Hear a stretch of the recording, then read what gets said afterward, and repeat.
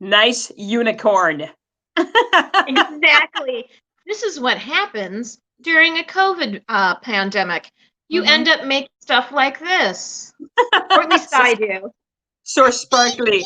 Now, Anne, did you get to choose your colors? Like you said, that came in a kit, but like, tell me more. Well, it came in a kit with paint, but I had this color of blue, and I thought, oh yeah, I'm gonna do it in blue because they suggested white, and I was like, so I Yeah. did the blue because I had it, and then I did the purple because they had just like a plain tail, and I did the purple glittery tail, and then they had all these pipe cleaners, and they suggested maybe using 3, so I used all of them, and then some of the jewels are my jewels, and some of them came with it, and they had like jewels all. I was like, no, I'm just going to do the hindquarters, So yeah, it I was a don't like the very fact that personal. they were suggesting how you could do that. To me, that's all about your freedom of expression right there. So it's like, how can you? I don't know. That's irritating. Duncan said Like, they don't look tell me. like dreadlocks. Like I was like, oh yeah, they kind of do look like Yeah, dreadlocks. So, yeah, he's totally super. awesome Anyway, this is what happens. during a pandemic. I love a Yes, kit. I love me a kit. And I I got it know at you the do. Plum Market, which is Michigan's version of an expensive Whole Foods. So they have Okay. like kits, for kids, rich Yeah, white kids who need to be creative but don't it's want to like when go too far outside of the lines. it's like when you go to Kowalski's in White Bear Lake, and they've got the whole section of stuff for like there's a kitchen section, and then there's kid stuff to do in the kitchen section. It's nice. So yeah. Yeah. Well, see, this is what I do in a pandemic. I do brother sisters because Yeah. Oh, that's I what we also do. made this hat. Oh, nice, very nice hat. So I love that. So yeah, Mm-hmm. so you end up spending all of your free time thinking about things like, what should we do this week? And then in talking to your husband, you come up with an idea of like, what if we did a Mount Rushmore of 1980s movies? And then that's all you talk about for 6 straight days because there's Yes. shockingly a lot to think about when it comes to this topic. We called and we talked about it, and we had Mm-hmm. ideas and things that we should talk about. So I'm going to go ahead and jump right into this because this was one. Thank you, Sister Squad out there, for helping us with some ideas and your thoughts on this because, again, there was a lot to think about. So let's go ahead and bring that into the stream. So yeah, talking about the Mount Rushmore of 80s movies, and some things to think about right off the bat. Number one, how do you define an 80s movies? And these are the questions that we asked each other. These are the questions that Joe and I asked each other. Is it a great movie that came out in the 80s? Is it a movie that harkens the joy of our former youth? Because what I'm determining, Ann Brothers, is that you and I are very much voices of the Generation X. So, we are Gen Xers. That's a lot of where our thinking, and we are built with that perspective in mind. So the 80s does capture that very well. Mm-hmm. Is it a movie that we quote constantly? And this makes me think of my brother-in-law, Jim, who quotes the movie Coming to America and the movie Scarface all the time, as does my husband quote the movie Coming to America all the time. Is it a movie that instantly takes your mind back to the iconography of the 80s? And I'll talk a little bit about that when I talk about my some of my we'll call them honorable mention movies. Mm-hmm. Is it a groundbreaking movie that was way ahead of its time, or is it something else? So go ahead. I was thinking, when I was thinking about this, I was thinking, if I did not know the 80s of America, what 4 movies would I think would really capture the 80s of America? And that's why I picked my 4 movies. So it's very much about that iconic sort of, that was my pick, very iconic. Some people will of course disagree with me, but I thought those 4, if you were like an alien and you were just trying to find out about the 80s, these are the 4 movies I would show you. Yeah, and I think that's what it came down for me as well, is that, and I really looked hard at what you guys said, and it was kind of the same group of movies over and over again that you guys kept mentioning. And of course, when Joe and I were sitting through, we had our own ideas, and then we went through Rotten Tomatoes list. We're like, yeah or no or maybe, but and then I got to thinking about this idea is that I think children of the 80s tend to spend a lot of time in the 80s, and I don't know, I'm sure people spent a lot of time mentally in their teenage years at some point or another. But Generation X, it really seems that we spend a lot of time and surrounding ourselves with things of the 80s. So anyway, so what is it about 80s movies that we love so much? And you wrote a lot of these points. So go ahead and take this, would you? Well, I was going to say it's very the X generation, and it was kind of before X generation got its terminology. So we weren't baby boomers, we weren't we weren't the greatest generation or anything like that. What was this group of teenagers, teenagers of the 80s? And so now we call ourselves Gen X. So we didn't have World War II. We didn't have a moon landing. We didn't have Woodstock. We didn't have anything cool like that to like define us. What did we have? We had the Reagan administration, we had MTV, and we had John Hughes telling our sullen teenage stories using the Brat Pack. That's what we had. It was so lame. Oh yeah, exactly. Reagan almost got killed. And the Pope. Again, it's like, like there's like Woodstock and all this like free love. Oh man, I have to tell you, when I was like a young, like a tween, which is probably one of the reasons why I drove my parents nuts, is I couldn't wait. Like I was like 12, 13, I couldn't wait to have free love. I mean, I was going to, and then it got totally blown away with safe sex, AIDS and safe sex, total. I was like, we didn't have anything cool. That's all we had. Funny. When I was like, in the early 80s, here I was 10, 11, 12 years old, that sort of thing never crossed my mind. Just never, nope. Dude, you were thinking about puppy love and all this, and I'm just like, I got a new Star Wars action figure, and I got a basketball hoop from a 13th birthday. What? Yeah, that's really all I care about. Honestly, like, which sport am I playing, and which Star Wars action figure am I going to spend my time with today? Okay. Yeah. Yeah. Completely different worldviews at that point. One of the things I love about the 80s is that it was this decade where it was still okay to dance. Mm-hmm. So like like school dances were the most fun ever, and all the movies had dancing in them, and and that brings us to this next point about the link between music and movies. That I really feel like one of the reasons we love the 80s so much is that it was okay to dance. There was a ton of movies that had music and dancing in them, and it really was the golden age of the soundtrack. You think about it, you'd go to a movie and then you'd like immediately go out and try to find the soundtrack, or the soundtrack was literally defined the movie itself. There was just this hand in hand, so that you had these big stars from music that were making soundtracks. Huey Lewis and the News with Back to the Future, and Kenny Loggins with like every soundtrack ever in the 80s, and Bryan Adams, and so it was just this thing like, yeah, soundtracks. And so I think that was part of the fun of 80s movies, is that you had this music that went with them. You look at Ferris Bueller's Day Off, had this fantastic soundtrack. Dirty Dancing. You have Patrick Swayze singing on the soundtrack, dancing his ass off, singing on the soundtrack. We all thought we should have our own personal soundtracks. Yes. So hence the mixtape. And like you said, we were, running out to buy the soundtracks on our Columbia House Record and Tape Club memberships. I loved mine so much. And I loved that fact that you had it, because then I would just steal it, listen to it, and then try not to let you know that I was listening to your tapes, even though I was, and you knew it. My cool music, all my awesome tapes. Yeah. And then that last point, go ahead, Ann. Well, there's lots of things that are about the 80s that we look back on, like shoulder pads, neon, new wave, flock of seagulls, especially with the hair, sushi. That's when like sushi really started to become popular. The mixed tape, wine coolers, mopeds, Madonna, Miami Vice, claymation raisins, the Smurfs. Oh God, that's right. Was it the California Raisins? I forgot about those. Yeah. Synthesizers and the sax solo, saxophone. Yes. Oh, there it is.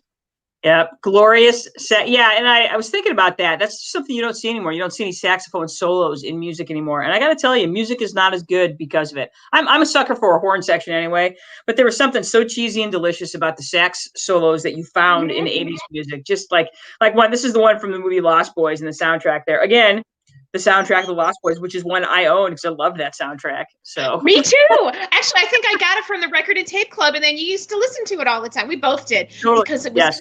I remember seeing this scene in the movie at like, I don't know, 15, 16, thinking it was so cool. But at the same time, in the back of my head, thinking, this isn't going to last. This is cool right now, but in a few years, this is going to be embarrassingly cringeworthy. But right now, it's so hot.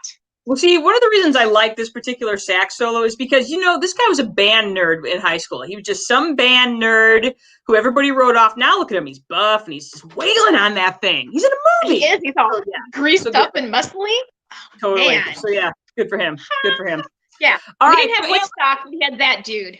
We had that dude right there. So, Anne, let's get right to it. Let's get to your Mount Rushmore of movies, and let's jump right in with number 4. All right. I hated this movie. And then I rewatched the trailer, and I still think this movie is god awful. I hate this movie with a passion. However, it is emblematic of the toxic masculinity of the 80s. And not only how men were supposed to act in the 80s, especially young men, but how women were supposed to respond to those men, which was to be super hot, super overindulgent, and think that, you know, that somehow their sexual harassment was a form of compliment. I love it. You guys, I'm just going to stop for a second because Joe has just brought me something from the 80s. He's brought me a Seagram's wine cooler, Calypso Colada, that is an unnatural color of blue. Oh, you're going to pee blue. Oh, that's good. Oh, this is everything that a teenage girl wants in her drunken escapade right here. I was going to say, getting middle school girls drunk for 30 years. God. Seagram's still making it rain all up in here. All right. Anyway, sorry. Yes.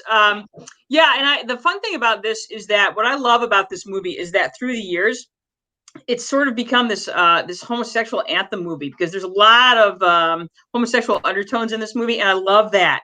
You know, it's just like Tina Fey says, you know, in that one episode where one of her classmates accuses her of calling him gayer than the volleyball scene from Top Gun. And I got to tell you, it makes me laugh every time I see it and hear that. And yeah, they didn't know it at the time, but, you know, it's hilarious. It's hilarious. And of course, you talk about like soundtracks. Berlin's "Take My Breath Away." How many people in 1986 can remember that was their high school prom song? Was "Take My Breath Away"? Breath Away. That was their entire prom theme. Exactly. And then, of course, Kenny Loggins' "Highway to the Danger Zone." You know, so there you go. Literally right there. The king of the soundtrack. There's not a more soundtracky dude in all of the 80s than Kenny Loggins. He had he had stuff on Caddyshack. He had this one. He had Footloose. Was he on Flash? Footloose. No, Footloose, I was thinking Footloose. You know, okay. It's an F movie. Yeah. And I would say that there's enough people that agree with you that, yeah, that this was a thing. So your number 3 for your for Mount Rushmore, go. My number 3 was E.T., and this came out in 1982. And it was the first time we saw Drew Barrymore, who's still making movies now. I watched the trailer for this, and it still made me a little weepy. So it was Steven Spielberg. This is probably one of his best movies. It's really, really cemented his directing chops. It's just still a really feel-good movie. You know, that sort of young children fighting against injustice and evil and persevering, you know, protecting the underdog. I mean, that's timeless, and Agreed. It's still you know, you can show this to your to kids now, and it still like gets your heart just a little bit. So plus it was very, you know what, another thing was like the mother was divorced, so it was that single parent thing, which was becoming more common in the 80s, but was still considered, you know, a little taboo. I remember my mom kind of making a comment about that she thought the mother was a little inappropriate with her children, and I remember thinking, you know, so it was just this kind of like, you know, they were like, you know, still like nice, good white suburban kids, but mom was divorced and a little, you know, maybe slightly bitter about that. You never saw the father. So the kids had a lot of like, their own time, and that was very much our childhood, was that there was a lot of what we were left to our own devices often. Yes. Yes. And so I related really well to the fact that, Elliot's character could do these things, and it wasn't out of the question that he could hide E.T. the way he did, because they had some alone time. Chip is with us. He says, and I did not realize this. This is awesome. The Berlin song was originally sung by Martha Davies of the Motels, and then it was switched. I'm like, that's tragic, because Martha Davies has a fabulous voice. She does. She's an amazing voice, and she's got that really kind of that dark, smoky voice I think that would have been amazing for that song. So Chip, thank you for that. So, Reese's Pieces, and M&M's missed out on that, because M&M's was supposed to be in the book. It's M&M's, right? And go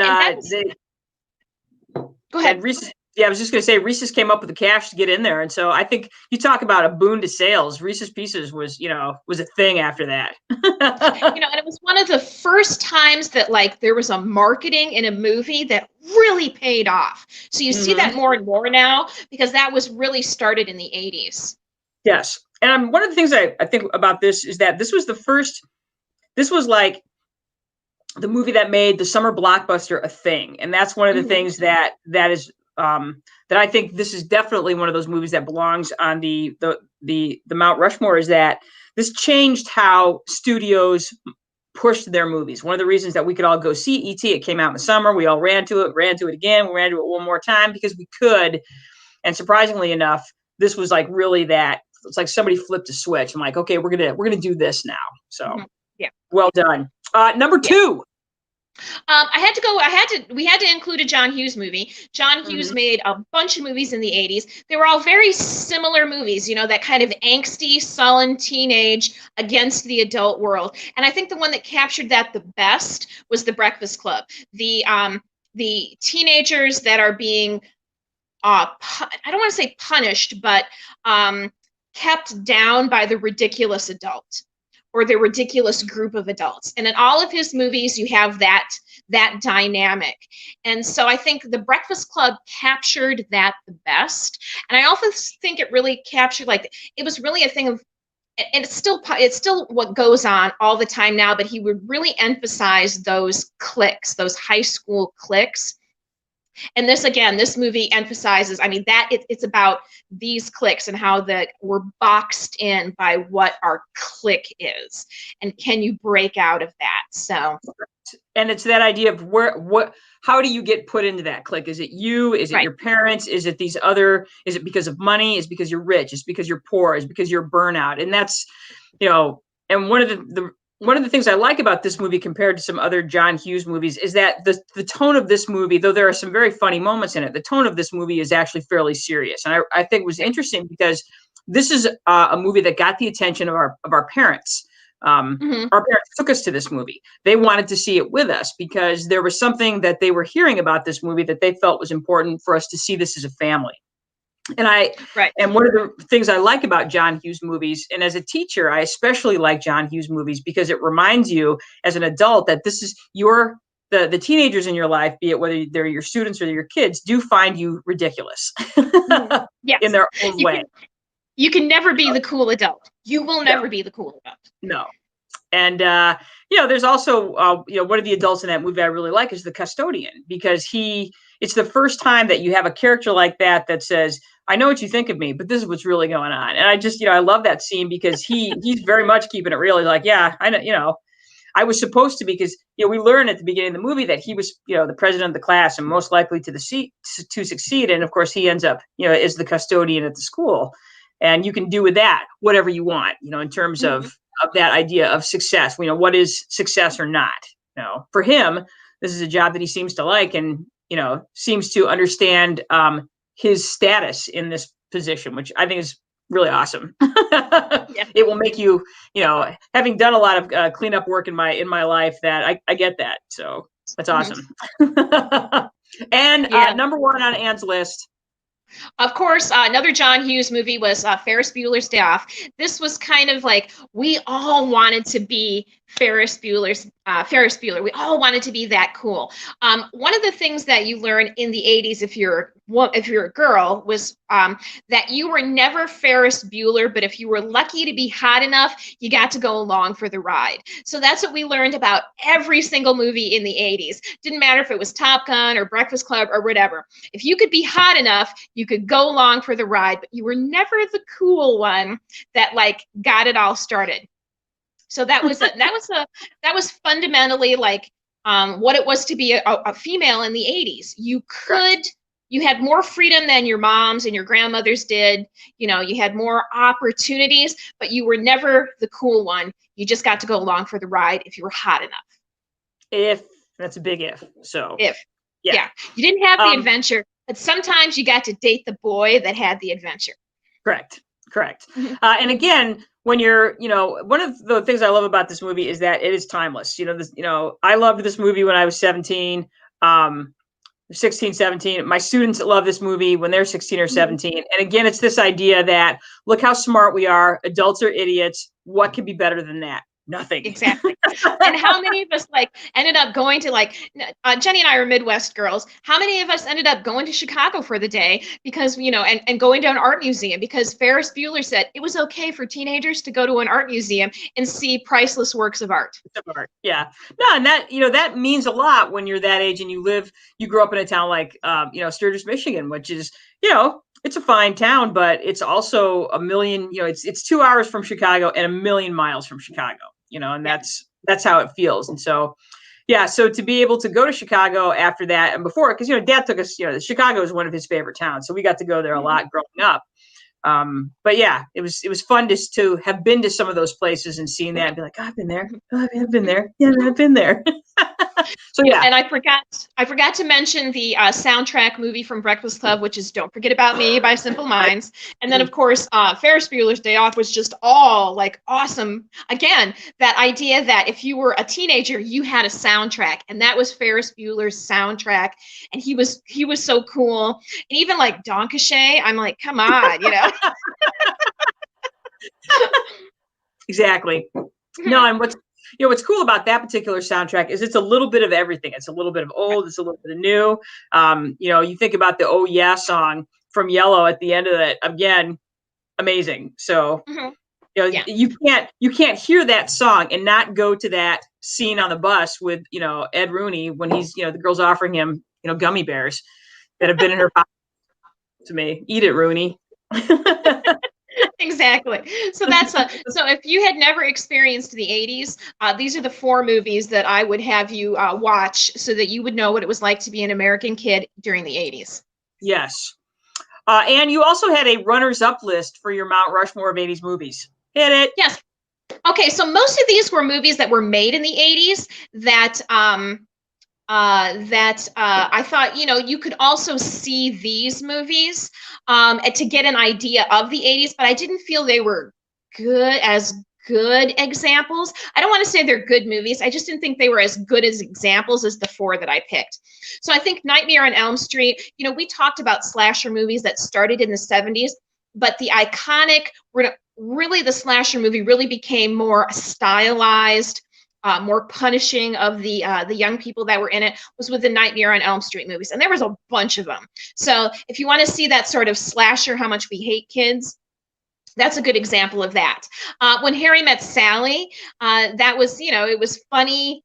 It was not about kids. It was about adults, finding love. And I'm not a big romance movie, but it's a super funny romance movie.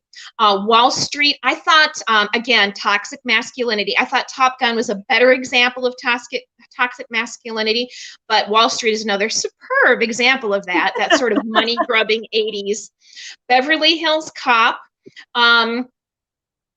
great soundtrack, cool, that kind of like, hey, I'm part of the system, but I'm better than the system. All the Lethal Weapon movies were the same thing. I just think Beverly Hills Cop was a funnier version of that. Footloose, because we all really want to just dance. That sort of keeping the teenage down. I know, nothing like a high school dance on a Friday night. And Footloose helped us dance with it. I didn't love this movie, but I think it was really, really revolutionary for what it was in the 80's, and that was Purple Rain. Again, amazing soundtrack. Bill and Ted's Excellent Adventure. You know, who would have thought Keanu Reeves could go for 30 years as an actor? I really thought he would be done after a few movies. Like, he'd have his few movies. He'd be one of those 80s actors we point to, like Mickey Rourke. But no, he has like been able to make it for 35 freaking years in Hollywood. So that's why I put this on, because Keanu Reeves has endured. I mean, he went from, who knew? I mean, you really thought with that performance, I mean, that's all we were ever going to know him for, is that, you know, kind of Valley Boy, sort of, you know, kind of stupid stereotype. And look what he's done. So I had to throw that to him. Working Girl. Now, there's a movie I quote all the time. $3,000, there isn't even any leather on it or nothing. It's not even leather. Say Anything. Of course, we had to give, what's his name? John Cusack. John Cusack. And the thing is, his sister is a far better actress, and she was in Working Girls. Joan Cusack should have been in every movie. She was way better than her brother ever was. And of course, last but not least, Flashdance. This was like my anthem movie when I was in the 80s. I wanted to be this woman, slutty dancer, who was like, you know, who could weld and was making it on her own. Man, she was my hero. At 13, no wonder mom and dad were worried about me all the time. At 13, that woman was my hero. Well, and again, what was cool about both Working Girl and Flashdance is that these are two examples of a woman who was not along for the ride, who wanted something for herself that was not defined by men, and that's why those movies are both amazing. So yeah, exactly. Agree. It was. Yeah, no, you got to be the hero, and that was totally. That was so unusual in the 80s. One of the reasons why I loved Aliens. Again, you got to be the hero. Correct. All right, and this is our list of great movies from the 80s, but they're not necessarily great movies, but they're kind of individualized and strange in their own way. They're either period pieces, or they're sports movies, or there's some other experience, and they could be they're time. I would call them essentially timeless movies. Mm-hmm. And so you've got Lady Hawk, and I threw a bunch of on this list as well. So Lady Hawk, The Color Purple, This Is Spinal Tap, which I believe is the greatest mockumentary ever made. RoboCop, again, amazing soundtrack. Have you heard the song Big Bottom? Come on. Heathers, which is again one of those movies that I think really shaped the movies of the 90s. Heathers, Raising Arizona, one of the greatest comedies ever. You were going to say something about Heathers. I was going to say Heathers is the anti-John Hughes movie. John Hughes movies had a certain cleanliness about them. They were clean. Heathers was rude. Heathers was toxic. And it was biting and sarcastic in a way that the John Hughes movies were not. There was a certain purity. That's what I'm looking for. There was a certain purity about John Hughes movies that was not there for Heathers. And I think that's why Heathers is one of those awesome movies. And you're right. It helped usher in a bunch of movies into the 90s like that. Yeah, it was a way. Heathers was telling us that the 80s were over. And that's one of the things, we'd never seen anything like that. And I remember sitting down to watch this movie knowing nothing about it. And within minutes, I was like, oh, boy, this ain't 16 Candles. For sure. I'm like, it was so unexpected what I was looking at. I'm like, what am I seeing? And the cool thing about Heathers is that it has become this iconic movie, so much so that it had a Broadway musical. What was so interesting is that I had a group of students last year for Halloween that came as Heathers, they came as their own Heather, and it was because of the musical. And I was like, that's amazing. That's amazing. Yeah. So, and again, Heathers, on my original list, Heathers was one of my Mount Rushmore movies, because I think that movie is that awesome. But I took it off because, again, based on what we were thinking as far as 80s movies. So Raising Arizona, Blade Runner, which is very much it's a futuristic movie. The Thing, a great horror movie. Princess Bride, that was a tough one, because again, that movie is so fantastic, but again, it's timeless, and it doesn't matter when you made that movie, it's still a fantastic movie. Raiders of the Lost Ark, Aliens, Beetlejuice, Empire Strikes Back, Stand By Me, Hoosiers, Bull Durham, Field of Dreams, The Terminator, Moonstruck, Sophie's Choice, and Who Framed Roger Rabbit. which is, again, what was cool about that movie. Again, timeless, and I think especially relevant because we were such cartoon watchers when we were kids. So, Yeah. I don't think young people would appreciate Who Framed Roger Rabbit as much as we did when we were, younger. So, well, cartoons are a weekend thing, and now cartoons can be all the time. But when we were growing up, it was a Saturday thing. So it was an event. So, all right. So as far as my Mount Rushmore, I agreed with everything Ann said. Actually, Ann's top 4 essentially were the same. I took off. I would replace Top Gun with Do the Right Thing. And for me, Do the Right Thing came out in 1989, directed by Spike Lee. And what was interesting about this movie is that the 80s, so our perspective of the 80s and many Gen X perspective is that of white America. What's really interesting and important about this movie is that it was one of the first movies that was a mainstream movie that talked about the Black experience in America. So while we're all John Hughesing and, going to, the art museums and eating pancreas and all that stuff, you have this experience that's happening with Black America. And for the first time, this became a mainstream movie. It was there were movies in the 60s that dealt with race, and then that seemed to disappear to a degree in the 70s. And most of the 80s, and then Spike Lee brought it right back and said, put it right in your face. And, this is a movie that people talked about, and it made white people very uncomfortable because it's violent and it's unsettling. And it was the 80s. And the thing about this movie is you look about around you, and like, here's Radio Raheem with his, his giant, boombox, and the fashion of the 80s and the hairstyles and all those things that are, again, very 80s. But the backdrop is very different than what we saw in many iconic movies of the 80s. And so that's why I think this movie, it was relevant in 1989, and it's still as relevant as it was, 30 some years ago. And this is still the fight that is going on. And, it's one of those movies that, and again, I think it shaped a lot of what we saw in the 90s in terms of both music, movies, and television is because of this movie.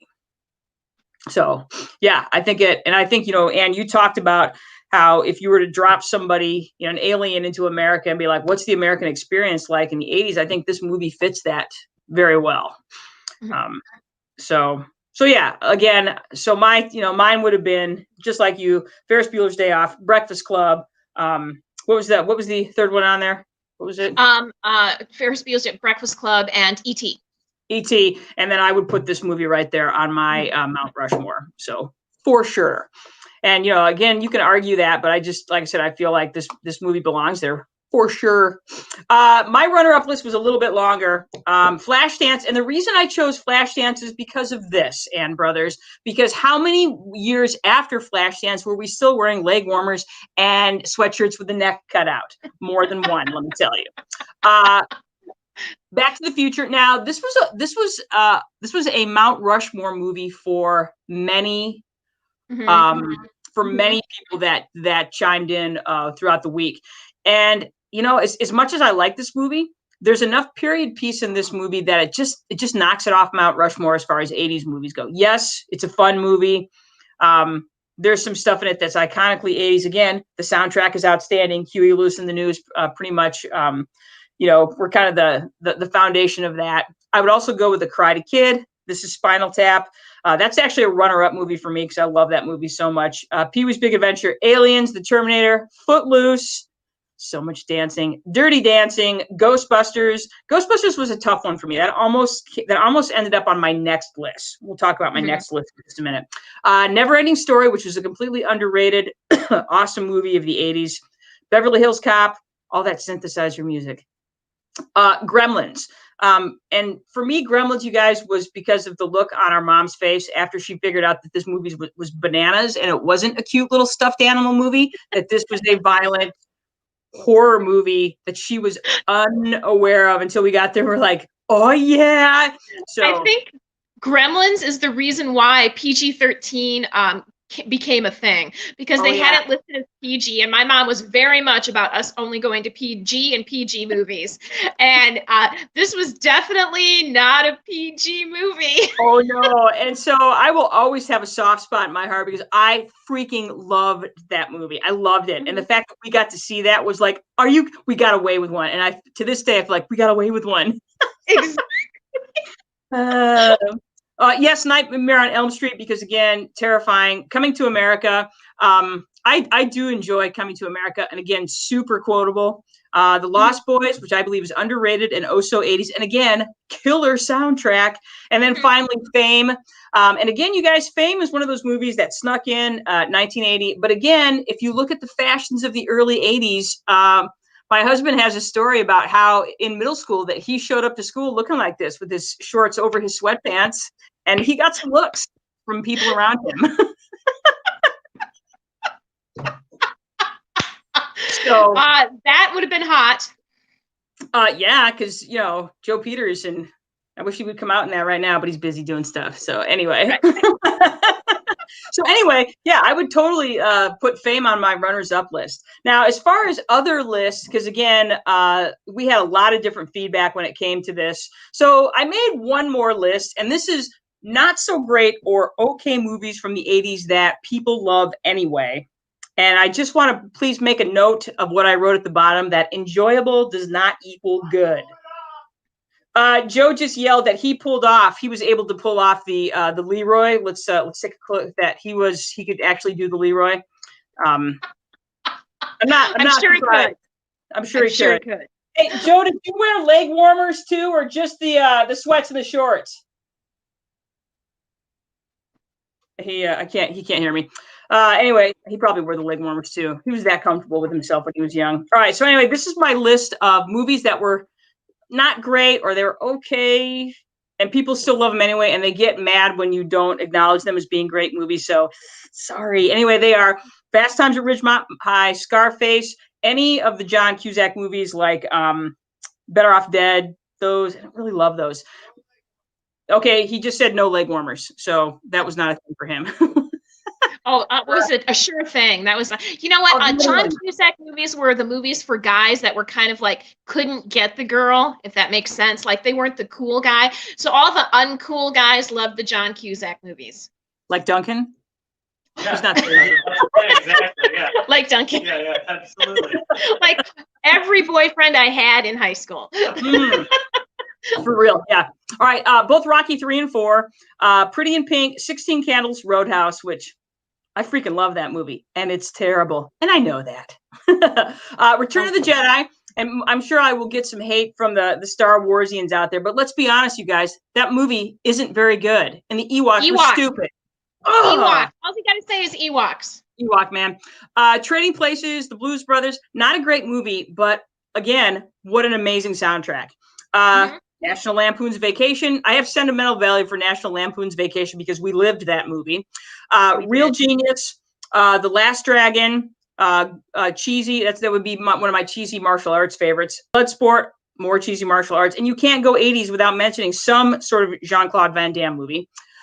Big Trouble in Little China, Weird Science, The Untouchables, American Flyers, The Goonies, Adventures in Babysitting, Splash, Less Than Zero, Back to School, Summer School, Mad Max 2 and 3, and of course, Cocktail. Woo, woo. Boy, there was a lot of shitty movies in the 80s. There were lots of shitty movies, and that doesn't mean we love them any less, but yeah, Cocktail. Totally true. And again, I'm not gonna, no judgment on these movies, because there are many of these movies that I have seen more than twice. So I've seen all of the Rocky movies, and the only reason Rocky 5 didn't make the cut is because it was in 1990, and Rocky 2 did not make the cut because it was 1979. But you know what? Rocky 3 and 4, those will do just fine. All right. Exactly. I was going to say the Mad Max movies with him and Tina Turner and his fabulously coiffed hair. Correct. And her chainmail dress. I mean, how could you not, Tina.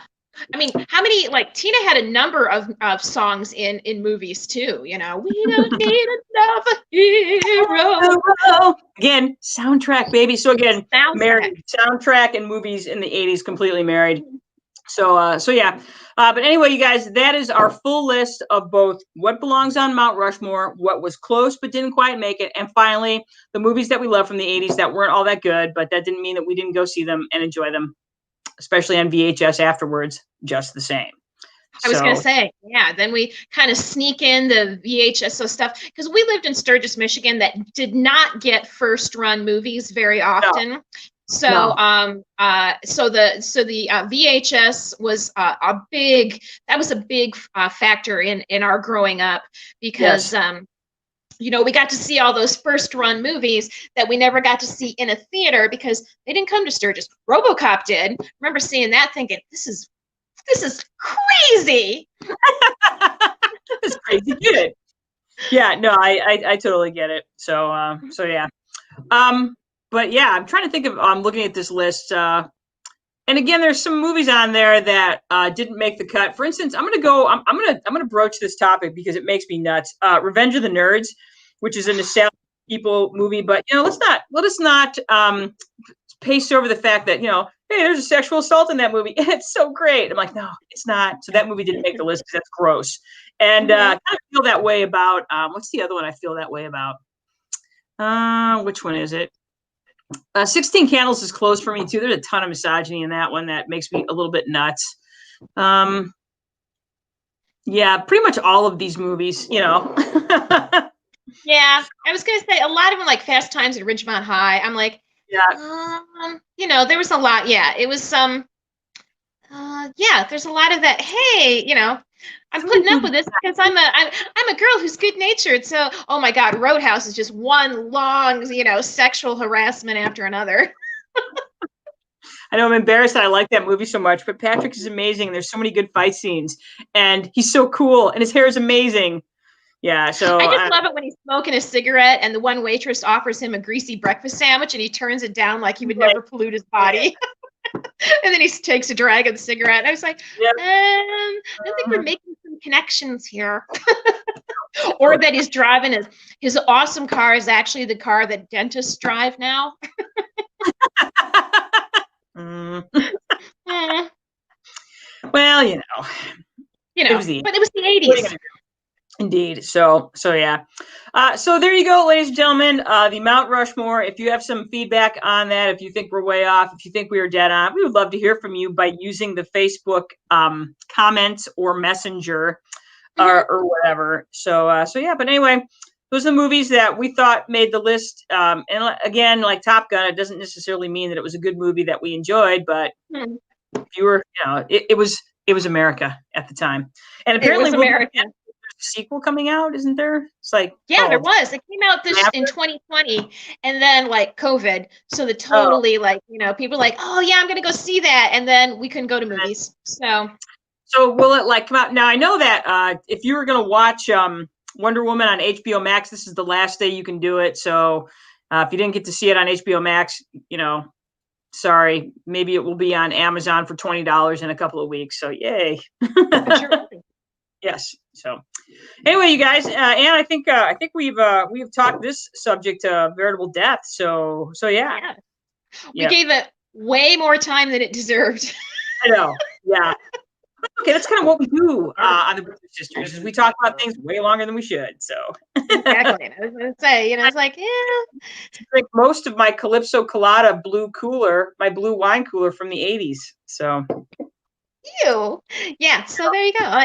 Once again, a reminder that this is what we got. 80s is what we got because we didn't have anything cooler. So we had wine coolers. That's cooler, right? Right. Well. Okay, Sister Squad, we will be back in about a week or so talking about something equally as groundbreaking and important. We'll let you know. Anyway, thanks for joining us, and bring your unicorn back. Oh, yeah. I was going to say, I got this in the mail. It's called The Unstable Unicorn. It's a card game. I don't know who sent it to me. So if you're one of the Sister Squad and you sent this to me, thanks. I really appreciate it. And again, unicorns, this is what happens when you have too much time on your hands. That's right. No place to go. That's right. Okay. Well, so maybe that's what we should do next. Craft ideas for if you're still in quarantine. Coming up next. That's a good idea. Exactly. There you go. All right. Well, anyway, you guys, thanks for watching. We'll be back next week. In the meantime, you should like us, follow us, subscribe to us on the YouTube, on the Facebook. Tell your friends to, oh, look, there's a comment. It's from Joan Kelly Wilson. Came in late. Did Breakfast Club make it in? Have a great weekend. Yes, Joan, not only did Breakfast Club make it in, it was actually one of our, we'll do a quick review. Our Mount Rushmore of movies was at number 4. Anne's list was at number 4, was Top Gun. At number 3 was, I don't remember now. I have to. E.T. At number 2 was The Breakfast Club. And at number 1 was Ferris Bueller's Day Off. I agreed with that list. My Mount Rushmore is everything Anne said, except I replaced Top Gun with Do the Right Thing. And then we both had a variety of honorable mentions and also movies that we love from the 80s that aren't good. But we had to mention them anyway. So Charles Maley says, love you, and we love you too, Chip. And we will see you next weekend for on the screen. On the screen. So yes, and have a great week, you guys. It's January, last week of January. Yeah, we've almost made it through January. You guys are so close. One more week. Do this. Okay. Peace out, everybody. Bye. Thanks.